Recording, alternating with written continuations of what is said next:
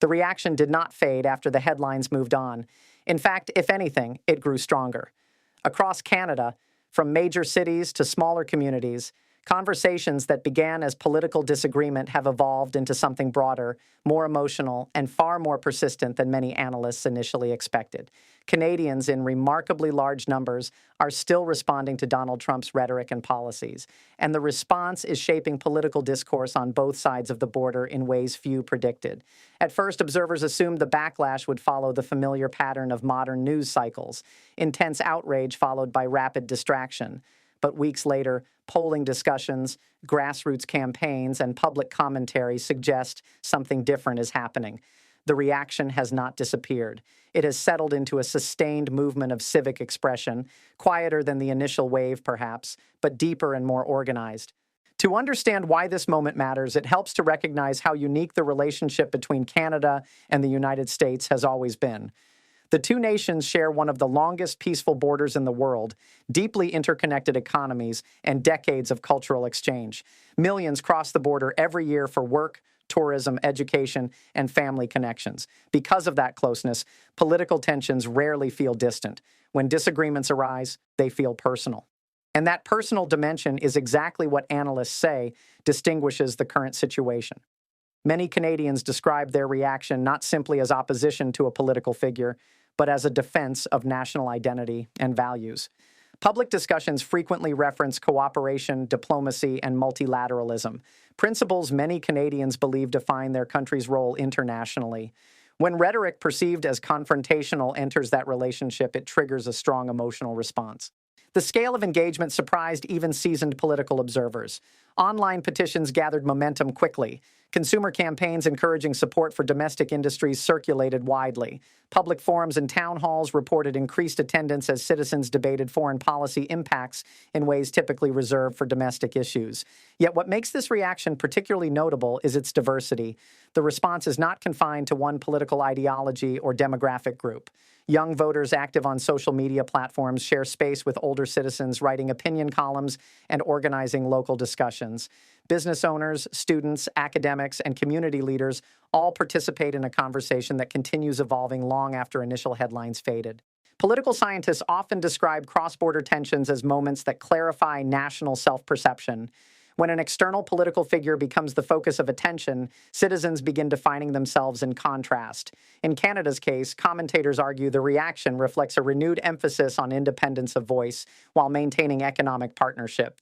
Meanwhile, American analysts watch closely because Canada's response carries symbolic weight far beyond its population size. As one of the United States' closest allies, Canadian public sentiment often signals broader international attitudes. If reactions remain strong there, policymakers wonder how similar feelings might exist elsewhere among allied nations. Inside Canadian media, coverage gradually shifted from reporting Trump's statements themselves to examining Canadian reactions.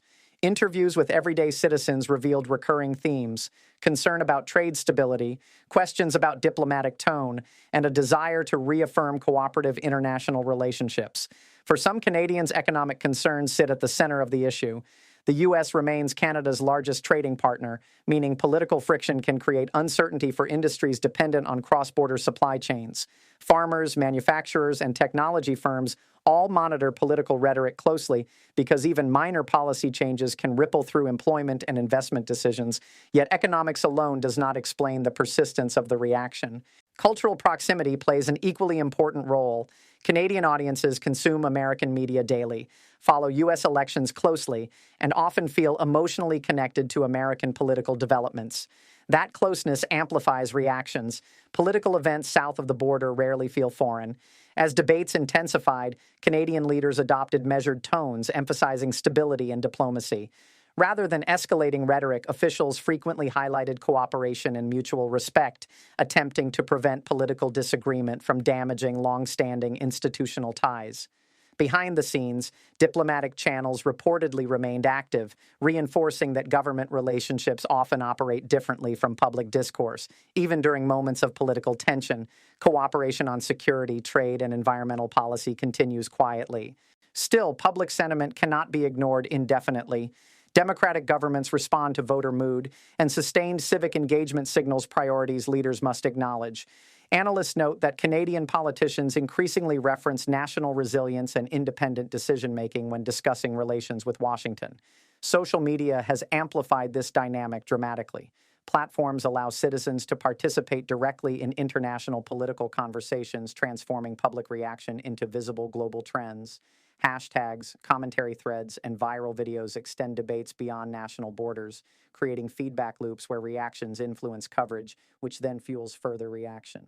This digital amplification contributes to the sense that Canadians are hitting back, not through confrontation, but through expression, discussion, organization, and civic participation. Interestingly, the tone of many responses emphasizes humor and cultural identity alongside criticism. Political satire programs, comedians, and online creators play a significant role in shaping public conversation. Humor becomes a coping mechanism, allowing citizens to engage politically without escalating hostility. At the same time, analysts warn against oversimplifying the reaction as unanimous. Canada, like any democracy, contains diverse viewpoints. Some voices argue that strong economic ties require pragmatic engagement regardless of political disagreements. Others believe firm public responses strengthen negotiation positions.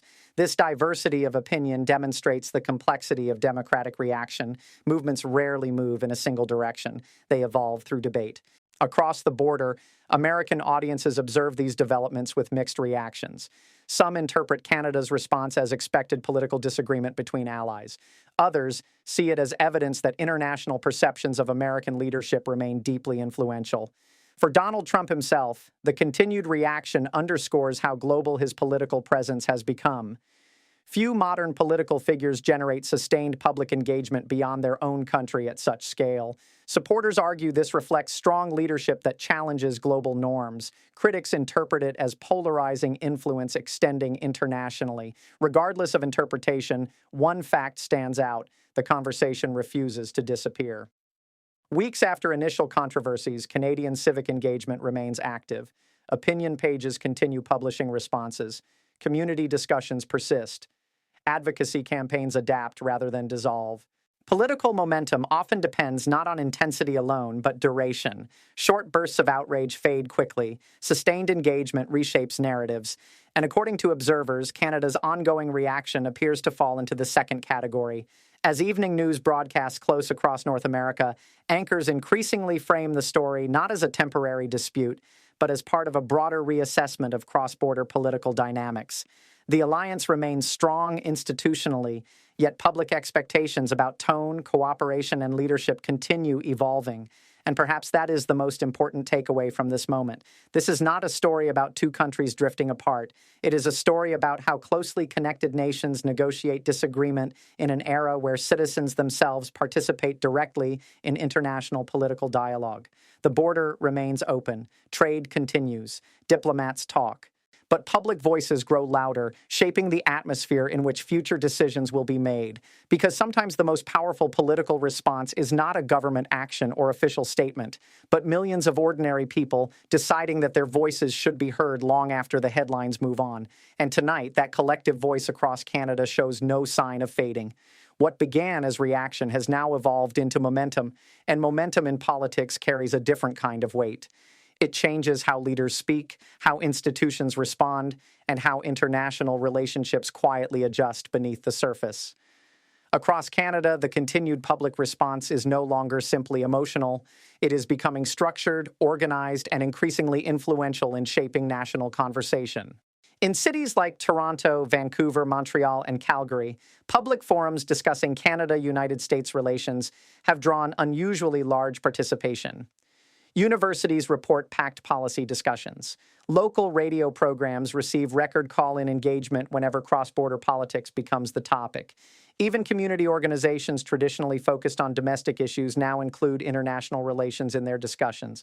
The shift suggests something deeper than temporary outrage, a sustained civic awakening tied to how Canadians see their country's role in the world. Political observers often note that Canada's identity has long been partially defined in contrast to its powerful neighbor. Cooperation has always existed alongside distinction. Canadians embrace close economic partnership while simultaneously emphasizing independent diplomatic tone and social values. Moments of tension tend to reinforce that balance, reminding citizens of both connection and difference. This time, however, analysts say the scale feels different because participation spans generations. Younger Canadians, many of whom grew up during an era of digital activism, are using online platforms to organize campaigns encouraging domestic economic support and political engagement. Older generations, meanwhile, rely on traditional civic mechanisms, petitions, town halls, and local advocacy groups, creating a rare overlap between digital and offline activism. The result is a layered response that continues expanding rather than fading. Meanwhile, Canadian businesses are watching carefully. Trade stability remains essential, and corporate leaders often prefer predictability over political volatility.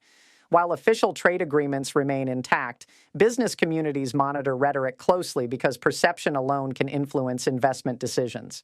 Executives quietly emphasize the importance of maintaining strong bilateral cooperation, regardless of political disagreements. Government officials in Ottawa have responded cautiously, walking a diplomatic tightrope. Public statements stress partnership and mutual respect, avoiding escalation while acknowledging domestic sentiment. Diplomacy between neighboring democracies requires careful tone management. Strong reactions at home must coexist with stable international engagement. Behind closed doors, diplomats reportedly focus on reassurance, ensuring that public political debates do not disrupt long-standing operational cooperation in areas such as border security, environmental policy, and economic coordination. These institutional relationships often operate independently of political headlines, providing continuity during periods of tension. Still, public pressure matters. Democracies function through responsiveness to citizens, and sustained engagement shapes policy priorities over time. Canadian lawmakers increasingly reference national interests and independent positioning when discussing foreign relations, reflecting awareness that voters are paying closer attention than usual. Across the United States, analysts are also studying the phenomenon. Canada has traditionally been viewed as one of America's most reliable partners, rarely involved in prolonged public disputes. The persistence of Canadian reaction therefore attracts attention as a signal of broader international sentiment. Some American commentators argue that disagreement among allies is normal and even healthy, demonstrating democratic openness. Others warn that prolonged public tension risks creating emotional distance between populations, even when governments maintain cooperation. Donald Trump remains central to the narrative because his political communication style often generates strong reactions internationally. Supporters view his direct language as transparent leadership that challenges diplomatic conventions. Critics interpret the same approach as unnecessarily confrontational. The Canadian response reflects how global audiences increasingly participate in interpreting American political messaging. Interestingly, cultural exchange continues uninterrupted despite political friction.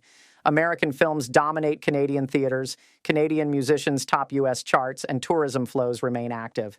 This contrast highlights a unique reality of modern geopolitics.